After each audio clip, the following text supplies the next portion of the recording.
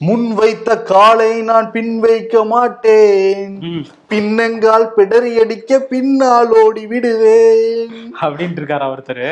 அப்படிங்கிறது இந்த பாட்டு நானே இப்ப எழுதுனது. அதுக்கு முதல் ஒரு லைன் மட்டும் ஒரு படத்துல இருந்து சுட்டது. ஆனா அந்த படத்துல நடிச்சவரே முன் வச்ச கால பின் தான் வச்சாரு. அதேதான். இவர் யாருங்கிறத இவர் பின்னாலே ஓடி போயிட்டாரு. இவர் இந்த டைலாக் சொல்லியிருந்தாரு. அதான் இந்த டைலாக் எடுத்து அவருக்கே சொல்ல வேண்டியதா போச்சு. யார் அவருங்கிறத ஷோக்குள்ள பார்த்தரலாம். ஓகே, ஷோக்குள்ள போயிடலாம். Welcome to the imperfect show. Atrocity பொலிட்டீஷியன்ஸை பத்தி பாக்குறதுக்கு முன்னாடி ஒரு பாசிட்டிவான சந்தோஷமான செய்தி ஒன்று பார்த்துடலாம். கல்வி கண் திறந்த காமராஜர் பிறந்த மாவட்டம் தான் விருதுநகர். அந்த பகுதியை சேர்ந்தவர் தான் தாசில்தார் மாரிமுத்து அவர்கள். கிட்டத்தட்ட 17 ஆண்டுகளாக அந்த அரசாங்க ஊழியராகணும்னு ஆசைப்படுற மாணவ மாணவிகளுக்கு கட்டணமே இல்லாம வார இறுதியில சனி மற்றும் ஞாயிறு வகுப்படுகிறாரு. கிட்டத்தட்ட ஒரு மாணவர்கள் 10,000 பேர் அரசாங்க ஊழியர்களாக இந்தியா முழுவதும் இருக்காங்க. இப்ப கூடுதலாக இன்னொரு சிறப்பையும் அவர் பண்ணியிருக்காரு. ஆமா, புதுசா வள்ளலார் திட்டம் அப்படிங்கிற ஒரு விஷயத்த ஆரம்பிச்சிருக்காரு. கடந்த சனிக்கிழமையில இருந்தா இதை ஆரம்பிச்சிருக்காரு. அங்க வர மாணவர்களுக்கு உணவளிக்கணும் அப்படிங்கறதான் இந்த திட்டத்தோட நோக்கம் அப்படின்னு சொல்றாங்க. இதுக்கு அவராகவே சொந்த செலவுல தான் இதை பண்ணிட்டு இருக்காரு. இருந்தாலும் சில நல்ல உள்ளங்கள் உதவிக்கு முன் வந்திருக்கதாகவும் சொல்லப்படுது. ஆமா, அந்த பகுதியில் இருக்கிற மாணவர்கள் நிறைய பேர் வறுமையில வாடுவாங்கல்ல. அறிவுக்கு மட்டும் பசிய போகாம வயிற்று பசியும் ஆத்துறாருல தாசில்தார் மாரிமுத்து அவர்கள். நிச்சயம் மனமார்ந்த பாராட்டுகளை தெரிவிச்சுக்கலாம். அந்த மாணவர்களும் இதெல்லாம் உற்சாகம் கொடுக்குமா இல்லையா அவங்களுக்கு? நம்மளும் நிச்சயம் ஒரு அரசாங்க ஊழியர் ஆகியே திருணுங்கிற நம்பிக்கையெல்லாம் கொடுக்கும். கண்டிப்பா. இது எங்க நடத்திட்டு இருக்காரு அப்படின்னா, விருதுநகர் மாவட்ட ஆட்சியர் அலுவலகம் இருக்குல்ல, அங்க வருவாய்த்துறை அலுவலர் சங்க கட்டிடம்னு ஒரு கட்டிடம் இருக்கான். அங்கதான் 2000 மாணவர்களையும் அமர வச்சு இந்த வகுப்புகள் நடத்திட்டு இருக்காரு. எல்லா கிளாஸ் அவருதான் எடுப்பாரு. வரலாறா இருக்கலாம், கணிதமா இருக்கலாம், எல்லாமே அவர் மட்டும் தான். காலையில் ஆரம்பிச்சா ஈவினிங் வரைக்கும் நின்றுட்டே நடத்துவாரு. சாருக்கு மிகப்பெரிய வாழ்த்துக்களை தெரிவிச்சுக்கலாம். வள்ளலார் திட்டம் வாரம் இன்னும் பல ஆண்டுகள் தொடர்ந்து நடக்கணும்னு சொல்லிட்டு நம்ம வாழ்த்துக்கலாம். ஓபிஎஸ் ஆதரவாளர்களும் கடந்த 10 நாட்களாக பிஜேபி போட்டியிட்டா நாங்க வேட்பாளர் நிப்பாட்ட மாட்டோம், வேட்பாளர் நாங்க நிறுத்துறோம், பிஜேபி போட்டிட்டாங்கன்னா வாபஸ் வாங்கிடுவோம் தான் சொன்னாங்க. ஆனா கூட எடப்பாடிக்கு எதிராக எங்களுடைய வேட்பாளர் உறுதியாக நிற்பார், நாங்க முன் வச்ச காலை நாங்க பின்னாடி வைக்க மாட்டோம், ரெட்டலை முடக்கப்பட்டுச்சுன்னா எங்களுக்கு ஊசியுமே உங்களுக்கு பாசிமணி, எவ்வளவோ என்னென்னமோ சொன்னாங்க கடந்த 10 நாட்களாக. இப்ப கடைசியில பார்த்தா பயங்கர டெஸ்ட்.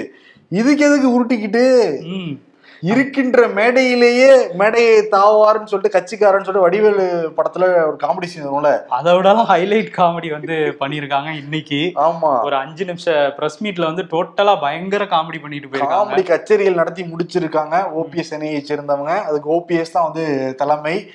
உச்சநீதிமன்றம் அந்த இடையீட்டு மனு, எடப்பாடியோட இடையீட்டு மனு என்ன சொல்லியிருந்தாங்கன்னா, அவைத்தலைவர் தமிழ்முகன் உசேன் பொதுவா சேர்த்தவங்க பிரிச்சவங்க எல்லாத்தையும் சேர்த்துட்டு ஒரு பொது வேட்பாளரை அறிவிக்கணும், அதை தேர்தல் ஆணையத்தை போய் கொடுங்கன்னு சொல்லி அறிவிச்சிருந்தாங்க.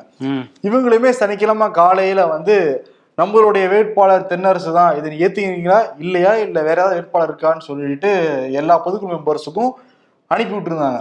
அது ஓபிஎஸ் அன்னைக்குமே கூட அந்த பொதுக்குழு மெம்பர்ஸ்க்குலாம் போச்சு. காலையிலே போயிடுச்சு. அதுல தென்னரசு பேர் மட்டும்தான் இருந்துச்சு. ஓபிஎஸ் உடைய வேட்பாளர் செந்தில்முருகன் பேர் இல்லவே இல்லை. இது அவங்களுக்கு மத்தியானமே தெரியுமா இல்லையா, அப்புறம் விட்டுட்டாங்க. இப்ப நேத்து நைட்டோட முடிஞ்சிருச்சு. அந்த இது முடியறதுக்கு முன்னாடி ஒரு சில மணி நேரங்களுக்கு முன்னாடி ஓபிஎஸ் சேர்ந்தவங்க இல்ல நடுநிலை தவறி விட்டார் தமிழ்முகன் உசேன், உச்ச நீதிமன்ற பொறுப்பை அவர் சரியா செயல்படுத்தல, பழனிசாமியோடைய கைப்பாவையாக செயல்பட்டு இருக்காரு, ஒரு முகவர் மாதிரி செயல்பட்டு இருக்காரு சொல்லி அடுக்கிறாங்க குற்றச்சாட்டு. ஏன்னா எங்களுடைய வேட்பாளர் பேரே இல்லையே, புதுக்குழு மெம்பர்ஸ் எங்க வேட்பாளர் பேர் நீங்க கொடுத்தது அவங்க தான் டிக்கெட் அடிச்சிருப்பாங்க, ஆப்ஷனே இல்லையே, ஒரே ஒரு பேர் தான் கொடுத்துருக்கீங்க அப்படின்ட்டு இருக்காங்க. சரி, இது எப்ப உங்களுக்கு தெரியும்? சனிக்கிழமை காலையில கொடுக்க ஆரம்பிச்சுட்டாங்க. மத்தியானம் சொல்லியிருக்கலாம், இல்ல சனிக்கிழமை இரவு சொல்லியிருக்கலாம், இல்ல ஞாயிற்றுக்கிழமை காலையில சொல்லியிருக்கலாம், இல்ல ஆலோசனை கூட்டத்துல பிஸியா இருந்திருப்பாங்க. நேத்து மத்தியானம் அறிக்கை கொடுக்குறாருங்க ஓபிஎஸ். அவங்க ஆதரவாளர்கள்லாம் தெரியாதான் அந்த படிவத்தில் இருந்தது தென்னரசு பேர் மட்டும்தான்ட்டு. அப்புறம் அறிக்கை ஒரு பக்கம் ஓபிஎஸ் கொடுக்கும், ஒரு பக்கம் பண்டூட்டி ராமச்சந்திரன் நடுநிலையை தவறி விட்டார், உச்ச நீதிமன்றத்தை கொடுத்த பொறுப்பை சரியா செயல்படலன்ட்டு அவர் வேற ஊட்டிட்டு கிளம்புனாரு. இன்னைக்கு காலையில திருப்பி இன்னொரு ஆலோசனை கூட ஓபிஎஸ் வீட்டுல, ஆகா ஏதோ பெரிய முடிவுக்கு போறாங்க, உச்ச நீதிமன்றத்துக்கு திரும்பியும் போக போறாங்க, அந்த இடிட்டு மனுவை எதிர்த்து இல்ல தேர்தல் ஆணையத்துக்கு போக போறாங்கன்னு சொல்லிட்டு பரவாயில்ல பேசப்பட்டுச்சு. கடைசியில கூப்பா கிருஷ்ணன், வைத்தியலிங்கம், ஜேசிடி பிரபாகர், மனோஜ் பாண்டி 4 பேர் உட்காந்து என்ன சொல்லிருக்காங்கன்னா, நாங்க வாபஸ் வாங்கிக்கிறோம் எங்களோட வேட்பாளரை, இரட்டையிலே எங்களால முடங்கக்கூடாதுன்னு நினைக்கிறோம். இதே கோஷ்டி தான் 2 நாளைக்கு முன்னாடி எங்களுக்கு ஊசி மீது எங்க பாஸ் பண்ணின்னு சொன்னாங்க. அதே கூப்பர்ஸ் தான் சொன்னாரு. அவரே இன்னைக்கு வாபஸ் வாங்கிக்கிறோம் அப்படிங்கிற மாதிரி சொல்றாரு. அதுவும் வாபஸ்ன்னு சொல்லல, எங்கள் அருமை தம்பி செந்தில் முருகன் அவர் ஒர்க் ஃப்ரம் ஹோம்ல வந்தார்ல, எந்த நாட்டுல இருந்து வந்தாருன்னு சொல்லிட்டாரு. லண்டன்.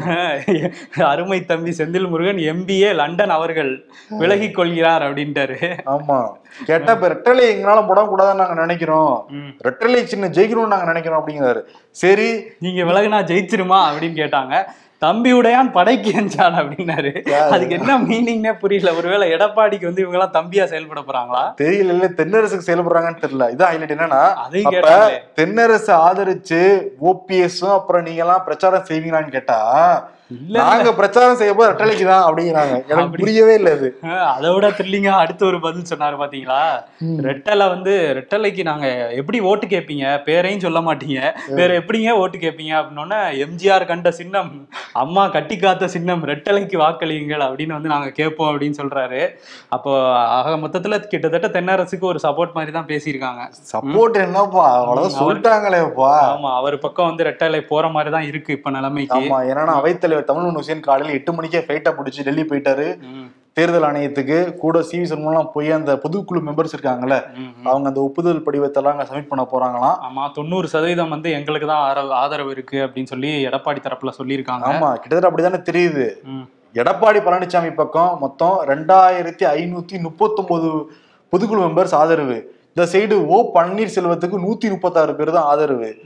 மாவட்ட செயலாளர் எடுத்துக்கோங்க, இந்த சைடு எடப்பாடி பழனிசாமிக்கு 70 பேர் ஆதரவு. இந்த சைடு பன்னீர்செல்வத்துக்கு 6 பேர் ஆதரவு. சட்டமன்ற உறுப்பினர்கள் பாத்தீங்கன்னா இந்த சைடு 61 பேர் எடப்பாடி பழனிசாமிக்கு ஆதரவு, இந்த சைடு வெறும் 4 பேர் தான் ஆதரவு OPS-க்கு. அப்புறம் ஒன்றிய செயலாளர்கள் பாத்தீங்கன்னா இந்த சைடு தான் கிட்டத்தட்ட 700 பேரு. இந்த சைடு டபுள் டிஜிட்ல தான் இருக்கு. ஆனா MP மக்களவை MPன்னு பாத்தீங்கன்னா OPS-க்கு 1, EPS-க்கு 0 இல்ல 2 பேர் இருக்காங்க. நீ மக்களவை நாடாளுமன்ற உறுப்பினர் நீங்க எடுத்துக்கணும். இந்த சைடு ஓகேங்க, மக்களவையில லீடிங்ல இருக்காரு பாருங்க OPS. மக்களவையில 0 எடப்பாடி சைடு, இந்த சைடு 1 இருக்கா, அது 1 வச்சு கழட்டிடுவாரா அப்படின்னு இந்த சைடு கேக்குறாங்க.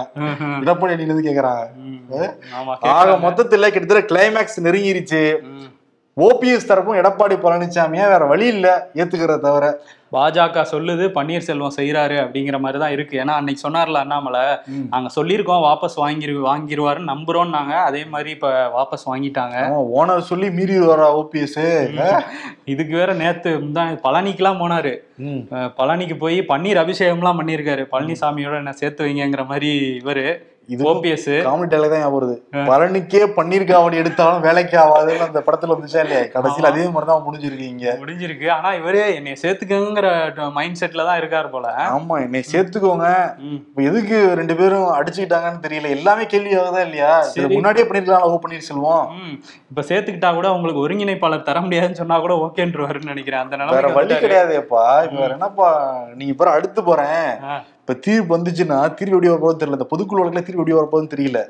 ஆனா வந்துருச்சுன்னு வச்சுக்கோங்க, இன்கேஸ் எடப்பாடி சாதாமா இந்த கோஷ்டி இருக்காங்கல்ல 4 பேர் பார்த்து வச்சுக்கோ, வைத்தியலிங்கம், JCT பிரபாகர், அண்ணனுக்கு முன்னாடி போய் பக்கத்துல நிப்பாங்க அந்த சைடு. இன்னைக்கு வேற வைத்தியலிங்கம் பேசிக்கிட்டே இருந்தாரா, கண்டென்ட்டா கொடுத்துக்கிட்டு இருந்தாரு. கூப்பா கிருஷ்ணன் போதும் ரைட்டு கிளம்புவோன்னு பிடிச்சி இழுத்துட்டு போயிட்டாரு. இல்லைன்னா இன்னும் கொஞ்ச நேரம் என்ஜாய் பண்ணிருக்கலாம், அந்த அளவுக்கு காமெடி பண்ணிட்டு இருந்தா. அவமானம் அவமானம் அவமானம், அவமானத்தை தாண்டி OPS அன்னைக்கு வேறொன்றும் இன்னைக்கு கிடைக்கவே கிடையாது. கிடைக்கல. ஆனா நாங்க முன் வச்ச கால பின் வைக்கல, சைட்ல தான் வச்சோம், நாளைக்கு வந்து சொன்னாலும் சொல்லுவாங்க. இன்னொன்னு அதுல அந்த இதுல ஒண்ணு சொல்லாரு பாத்தீங்களா, நாங்க வந்து பல்வேறு காரணங்களுக்காக பல்வேறு முயற்சிகள் எடுத்தோம், அந்த முயற்சி வெற்றி அடைஞ்சிட்டதுனாலதான் பின் வாங்குறோம்னு சொல்லியிருக்காரு. ஆனா அது என்ன முயற்சிங்கிறத கடைசி வரைக்கும் சொல்லவே இல்லை. கீழே விழுந்தாலும் மீசியில முன்னோட்டில இருப்பாங்களே, அதுதான் OPS அன்னைக்கு. இன்னைக்கு சரி, இந்த சைடு DMK சைடு வருவோம். இந்த டெல்டா மாவட்டத்துல கனமழை பெஞ்சிருக்கு. நெல்லெல்லாம் வந்து நாசமாயிருக்கு அந்த மழையில நனைஞ்சு. அந்த விவசாயிகள்லாம் பாவம். ஆமா, அவங்களுக்கு வந்து இப்ப நிவாரணம் வந்து அறிவிச்சிருக்காங்க தமிழ்நாடு அரசுல இருந்து. இன்னொரு பக்கம் திமுக பத்தி பேசும்போது அந்த ஸ்மார்ட் மீட்டர் இருக்குல்ல, அதை வந்து வேகப்படுத்திருக்காங்க போல பணிகளை. ஏன்னா செந்தில் பாலாஜி என்ன சொல்லியிருக்காருன்னா, ஸ்மார்ட் மீட்டர் வந்து நாங்க பொருத்தினதுக்கு அப்புறம் எல்லாருக்கும் வந்து மாதம் ஒரு முறை மின் கட்டணம் அந்த மாதிரி கொண்டு வரப்போறோம் அப்படின்ட்டு. 2 மாதம் கட்டுறது வந்து ரொம்ப சிரமமா இருக்கு, அதனால வந்து மாதம் ஒரு முறை கொண்டு வரப்போறோம் அப்படிங்கிற மாதிரிலாம் சொல்றாங்க. ஆனா அதுல என்ன சாதக பாதகம்னு வந்து ஃபுல்லா சொன்னாதான் தெரியும். ஸ்மார்ட் மீட்டர்லேயே நிறைய பாதகங்கள் இருக்கதா வந்து சொல்லிட்டு இருக்காங்க. ஏன்னா டி நகர்ல மீட்டரெல்லாம் இப்போ பொருத்த ஆரம்பிச்சிட்டாங்க.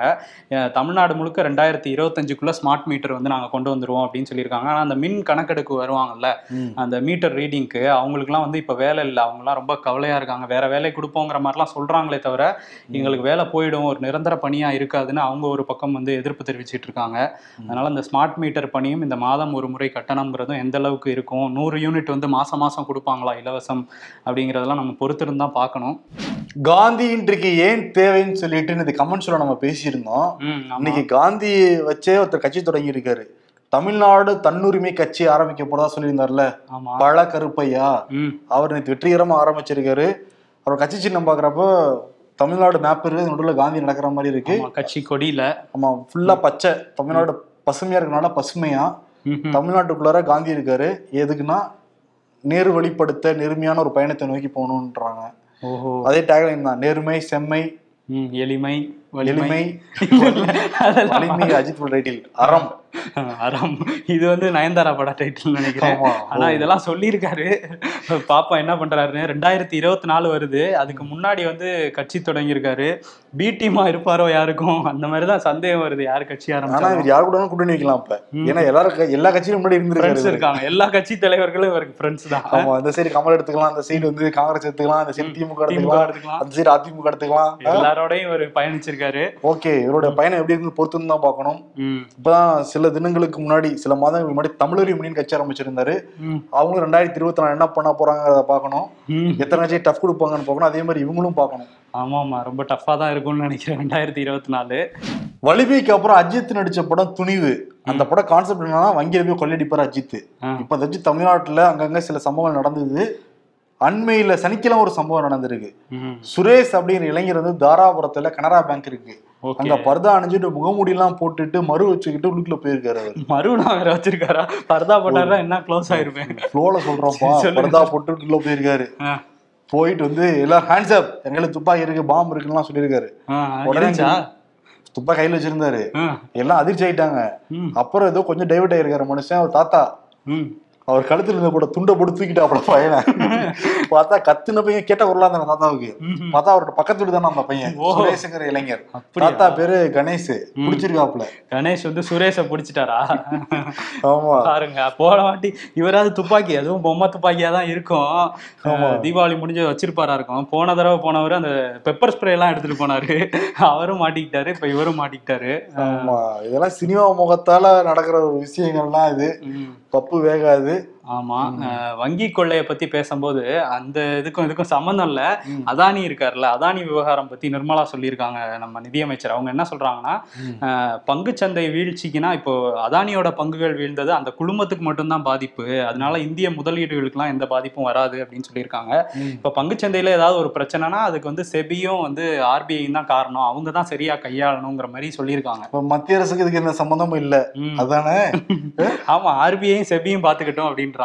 ஆமா, நாங்க விளக்கம் கொடுக்க முடியாதுங்கிறது அப்படி சொல்றாங்களா? இதுக்கு வந்து மத்திய அரசு தரப்புல விசாரணையோ விளக்கமோ கொடுக்க மாட்டோம் இல்ல, காங்கிரஸ் தரப்புல இருந்தா தொடர்ந்து கேள்வி எழுப்பிட்டு இருக்காங்க. இது வந்து ஜெயராம் ரமேஷ் இருக்காருல, நீண்ட நெடிய அறிக்கை.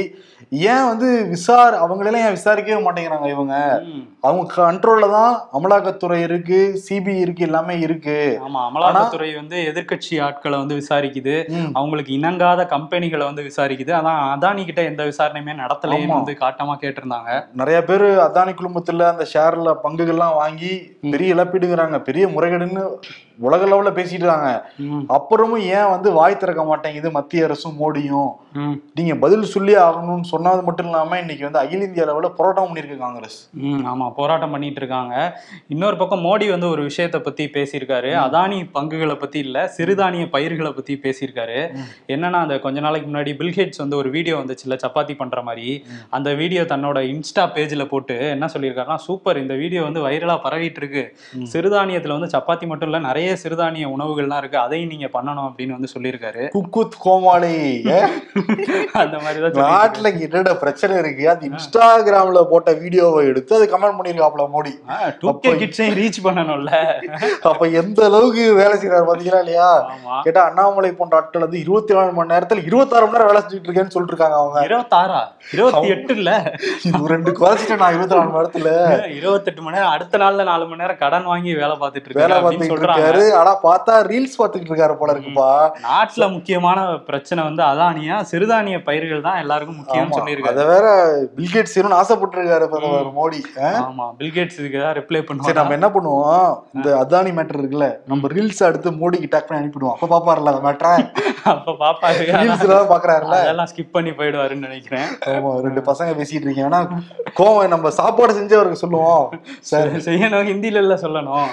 ஹிந்தி கத்துக்கலாம், அதுக்காவது கண்டிப்பா கத்துக்குவோம். எப்படியா அதானி ரீச் பண்ண வைக்கணுமா இல்லையா பிரதமர் மோடிக்கு? பண்ணிடுவோம். சென்னை உயர்நீதிமன்றத்துக்கு ஒரு 8 பேரை வந்து பரிந்துரை பண்ணியிருக்காங்க, நீதிபதிகளா நியமிக்கலாம் அப்படின்னு சொல்லி உச்சநீதிமன்ற கொலீஜியம் வந்து மத்திய அரசுக்கு வந்து பரிந்துரை பண்ணியிருக்காங்க. ஆனா இதுல என்ன பிரச்சனை அப்படின்னா, சென்னை உயர்நீதிமன்ற கிளை இருக்குல்ல மதுரையில், அங்க வந்து மத்திய அரசோட வழக்கறிஞா இருக்கவங்க விக்டோரியா கௌரி அப்படிங்கிறவங்க இருக்காங்க. அவங்க வந்து சிறுபான்மையினர்களுக்கு எதிராக வந்து பேசிட்டே இருக்காங்க தொடர்ந்து. அந்த வீடியோலாம் இன்னும் யூடியூப்ல இருக்கு. அது மட்டும் இல்லாம அவங்க பிஜேபியோட தேசிய செயலாளராலாம் இருந்திருக்காங்க, மகளிர் அணியில முன்னாள் தேசிய செயலாளராக இருந்திருக்காங்க அப்படின்னு சொல்லி மூத்த வழக்கறிஞர்கள்லாம் வந்து ஒரு கடிதம் அனுப்பியிருக்காங்க குடியரசுத் தலைவருக்கும் உச்சநீதிமன்றத்துக்கும். அதில் என்ன சொல்லியிருக்காங்கன்னா, இவங்க வந்துட்டாங்கன்னா, இவங்க நீதிபதியாக வந்துட்டாங்கன்னா கிறிஸ்தவர்கள் இஸ்லாமியர்களுக்கெல்லாம் நீதி கிடைக்குமாங்கிறதே ஒரு கேள்விக்குறி, அதனால இவங்களை ஆக்கக்கூடாது அப்படிங்கிற மாதிரி கடிதம் எழுதியிருக்காங்க. அது மட்டும் இல்லாமல் உச்சநீதிமன்றத்தில் ஒரு மனுவும் தாக்கல் பண்ணியிருக்காங்க. அந்த மனுவை வந்து நாங்கள் விசாரணைக்கு எடுத்துக்கிறோம் அப்படின்னு சொல்லி தலைமை நீதிபதி சந்திரசூட் வந்து சொல்லியிருக்காரு. அது விசாரணைக்கு வரும்போது தான் அடுத்தடுத்த நகர்வுகள் என்னன்னு தெரியும். இப்போ புரியுதா கொலிஜியத்துக்கும் மத்திய அரசுக்கு தொடர்ந்து சண்டை நடக்குதுன்ட்டு? ஆமா, டைரக்டா நாங்களே நியமிச்சுக்கிறோங்கிற மாதிரி அவங்க வராங்க. ஆனா உச்சநீதிமன்றம் வந்து அதுக்கு நாங்க விடமாட்டோம்னு சொல்லிட்டு இருக்காங்க. அமெரிக்கால பறந்த அந்த சீனா உளவு பொருளை சுட்டு வீழ்த்தி இருக்கு அமெரிக்கா. ஆமா, ஃபர்ஸ்ட் அது சுட்டா என்ன ஆகுமோ அப்படின்லாம் பயந்தாங்க. அதுக்கப்புறம் சரி சுட்டுலான்னு ஒரு முடிவு எடுத்து சுட்டுட்டாங்க. இதுக்கு சீனா என்ன சொல்லியிருக்காங்கன்னா, இவங்க சர்வதேச சட்ட விதிமீறல், இது எப்படி சுடலாம், நாங்க வானிலை ஆராய்ச்சிக்காக தான் அனுப்பிச்சு வச்சோம், அதை போய் நீங்க சுட்டுட்டீங்களே, நாங்க இதுக்கு தகுந்த பதிலடி கொடுப்போம் அப்படின்னு சொல்லியிருக்காங்க. ஆனா அமெரிக்கா வந்து இது மாதிரி நிறைய இடத்துல பறக்க விட்டுக்கிட்டு இருக்காங்க வானிலை ஆராய்ச்சின்னு சொல்லி, பல நாடுகள்லயும் பறந்துட்டு இருக்குங்கிற மாதிரி எல்லாம் சொல்றாங்க. ஐயா இங்க கொஞ்சம் பாருங்கய்யா, சாப்பாடு மட்டும் பார்க்காம கொஞ்சம் மேல பாருங்கய்யா, மேல பாருங்க, எங்கேயாவது பறந்துட்டு இருக்க போது பலூன் ஏதாவது பேப்பர் நினைச்சு விட்டுறாதீங்கய்யா அதை. ஆமா, ஓகே. இன்னொன்னு என்னன்னா, பாகிஸ்தானுடைய முன்னாள் அதிபர் ராணுவ புரட்சியால வந்து அரசாங்கத்தை பிடிச்சவர், அப்புறம் எமர்ஜென்சி கொண்டு வந்தாரு, பல விஷயங்கள் பண்ண பர்வேஸ் முஷரப் வந்து காலமாயிருக்காரு துபாயில. ஆமா, இவர் வந்து இப்போ ஷெபாஸ் ஷெரீப் இருக்கார்ல, அவரோட அண்ணன் நவாஸ் ஷெரீப் வந்து அங்க அதிபரா இருந்தப்ப அவர் ஆட்சியை வந்து இவர் பிடிச்சாரு, ராணுவ ஆட்சியா மாத்தினார். அந்த டைம்ல அவரை கைது பண்ணி அவர் வந்து இப்ப உடல்நலக்குறைவு காரணமாக மரணம் அடைஞ்சிருக்காரு. ஆமா, அதே மாதிரி மூத்த இயக்குனர் கஜேந்திரன், ஆமா டிபி கஜேந்திரன் நகைச்சுவை படங்கள்ல நடிச்சும் இருக்காரு, நிறைய படங்களை இயக்கியும் இருக்காரு. அவர் 68 வயசுல உடல்நல கோளாறு காரணமாக அவரும் வந்து மறைஞ்சிருக்காரு. ஆமா, அதே மாதிரி கடந்த வாரம் வந்து வாணி ஜெயராம் பாடகி வந்து மரணம் அடைஞ்சாங்க. அவருடைய மரணத்துல வந்து சந்தேகம் இருக்கு அப்படிங்கிற மாதிரிலாம் சொல்லியிருந்தாங்க. 1000 விளக்கு அந்த பகுதி போலீசார் வந்து வழக்கு பதிவு செஞ்சிருந்தாங்க. ஓமந்தூரார் மருத்துவமனையில பிரேத பரிசோதனை செய்யப்பட்டது. தடவியல் நிபுணர்களும் இப்போ ஆய்வுலாம் செஞ்சாங்க. மர்மமான மரணத்துக்கான எதுவுமே இல்லை. அவங்க வயது முதிவின் காரணமாக படுக்கையிலேருந்து எழுந்திருக்கிறப்ப தவறுதலாக விழுந்துட்டாங்க, அதனால ஏற்பட்ட காயம்தான் சொல்லிட்டு விளக்கம்லாம் கொடுத்துருக்காங்க.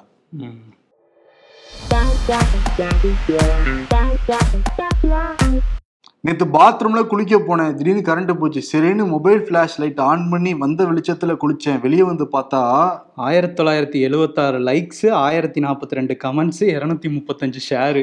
லைவ் போட்டு விட்டு போயிட்டாரா. வென் யூ அக்கம்ப்ளிஷ்ட், நல்ல சேலரி, கார், வீடு எக்ஸெட்ரா. நாங்க சின்ன வயசு மாப்பிள்ளையா பாக்குறோம். ஆமா,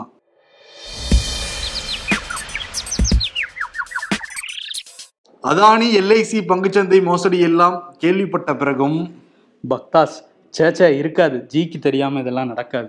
பல முதலாளிகளிடம் வேலை பார்த்து சொந்தமா தொழில் தொடங்கி இருக்காராம். என்ன சொல்ற? பழக ரூபாய் தனி கட்சி தொடங்கி இருக்காராம்பா. இதோ வந்துட்டேன். வருண், யாருக்கு விருது கொடுக்கலாம்? நீங்க சொன்ன நியூஸ் வச்சு பார்க்கும்போது ரொம்ப பாசிட்டிவா இருந்தது தாசில்தார் மாரிமுத்து தான். ஆமா, அவருக்கு முன்னாடியே விகடன் குழுமம் வந்து நம்பிக்கை மனிதர் விருதெல்லாம் கொடுத்துருக்காங்க. அது இல்லாம நம்ம ஷோல வந்து அரசியல்வாதி தானே விருது கொடுத்து பழக்கம். ஆமா, அரசியல்வாதி, காமெடி பண்றவங்க, இந்த மாதிரி ஆட்களுக்கு தான் விருது கொடுப்போம். அதனால யாரு கொடுக்கலாம்னா, ஓபிஎஸ்க்கும் மோடிக்கு கொடுக்கலாம். மோடி வந்து பில்கேட்ஸுக்கு வந்து டிப்ஸ் எல்லாம் கொடுத்துருக்காருல்ல. ஆமா, சமையல் டிப்ஸ் எல்லாம். அதனால அவருக்கும் ஓபிஎஸ் வந்து அவர் மிக்சர் சொல்லிதான் கிண்டல் பண்ணுவாங்க எதிர்கட்சியை சேர்ந்தவங்க. மிக்சர் இதுல எங்க சமையல் ஐட்டம் தானே அதுவுமே. எதிர்கட்சியை சேர்ந்தவங்க பண்றாங்களோ இல்லையா, ஒரே கட்சிக்குள்ள இருக்கிற எதிர் அணியினர் வந்து பண்ணிட்டு இருப்பாங்க. ஆமா, அதனால 2 பேரும் அந்த சமையல் சார்ந்து இருக்கிறதுனால 2 பேருக்கு உப்பா சர்க்கரையான விருது கொடுத்துடலாம். உப்பா சர்க்கரையாவா? ஓபிஎஸ்க்கு எப்பவும் காரம் தான். இன்னொன்னு என்னன்னா, மோடி சொல்லிதான் கேக்குறாரு அவரு. ஆமா, மோடி அணியை சேர்ந்தவங்க சொன்னனால கேக்குறாரு. அதனால சேர்ந்து கொடுத்துடலாம். ஓகே, உப்பா சர்க்கரையா அப்படி விருது கொடுத்துட்டு விடைபெறுகிறோம். நன்றி, வணக்கம்.